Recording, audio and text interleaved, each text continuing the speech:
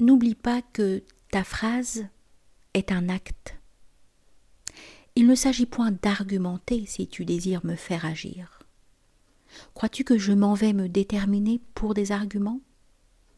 J'en trouverai de meilleurs contre toi. Où as-tu vu la femme délaissée te reconquérir par un procès où elle prouve qu'elle a raison ? Le procès irrite.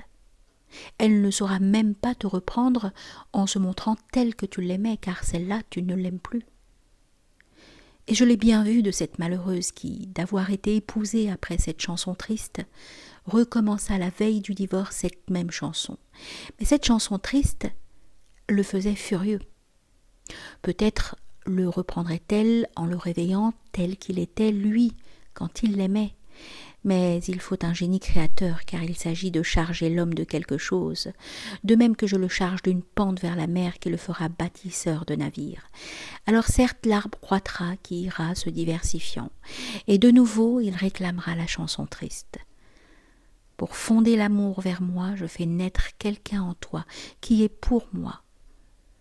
Je ne te dirai point ma souffrance, car elle te fera dégoûter de moi. Je ne te ferai point de reproches. Il t'irriterait justement. Je ne te dirai pas les raisons que tu as de m'aimer, car tu n'en as point. La raison d'aimer, c'est l'amour. Je ne me montrerai pas non plus tel que tu me souhaiterais, car celui-là, tu ne le souhaites plus. Sinon, tu m'aimerais encore.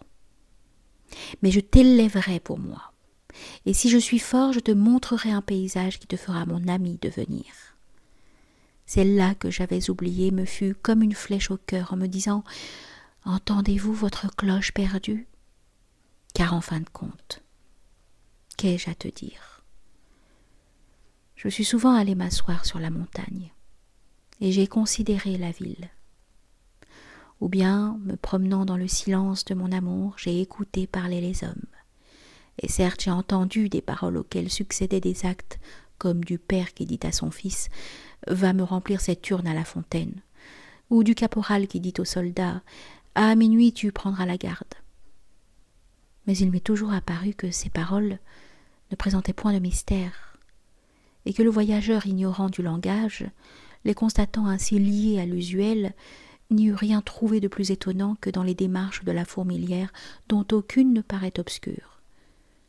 Et moi, observant les charrois, les constructions, les soins aux malades, les industries et les commerces de ma ville, je n'y voyais rien qui me fût d'un animal un peu plus audacieux et inventif et compréhensif que les autres. Mais il m'apparaissait avec une évidence égale qu'en les considérant dans leurs fonctions usuelles, je n'avais pas encore observé l'homme. Car là où il m'apparaissait et me demeurait inexplicable par les règles de la fourmilière, là où il m'échappait si j'ignorais le sens des mots, c'était quand, sur la place du marché, assis en cercle, ils écoutaient un diseur de légendes, lequel avait en son pouvoir, s'il eût du génie, de se lever leur ayant parlé, et, suivi d'eux, d'incendier la ville. J'ai vu certes ces foules paisibles soulevées par la voix d'un prophète et s'en allant fondre à sa suite dans la fournaise du combat. Fallait que fût irrésistible ce que charriait le vent des paroles pour que, la foule l'ayant reçue, elle démentît le comportement de la fourmilière et se changeât en incendie, s'offrant d'elle-même à la mort. Car ceux-là qui rentraient chez eux étaient changés. Et me semblait que point n'était besoin pour croire aux opérations magiques de les chercher dans les balivernes des mages, puisqu'étaient pour mes oreilles des assemblages de mots miraculeux et susceptibles de m'arracher à ma maison, à mon travail, à mes coutumes, et de me faire souhaiter la mort. C'est pourquoi j'écoutais chaque fois avec attention, distinguant le discours efficace de celui qui ne crée rien, afin d'apprendre à reconnaître l'objet du charroi. Car l'énoncé certes n'importe pas, sinon chacun serait un grand poète, et chacun serait meneur d'hommes, disant « Suivez-moi pour l'assaut et l'odeur de la poudre brûlée ». Mais si tu t'y essaies, tu les vois rire. Ainsi de ceux qui prêchent le bien.